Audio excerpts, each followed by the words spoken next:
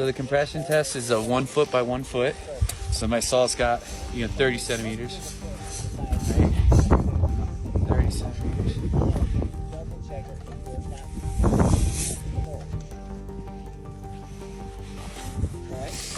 So what we did here, guys, is we isolated this column completely, 1 foot by 1 foot. And I'm gonna tap on it and see how easily it fails, which is a good idea for how sensitive the slab is to triggering. And then when it fails, we're gonna look and see what type of failure we get. And I think what we're gonna get is a very easy sudden collapse. So this might happen kind of quick.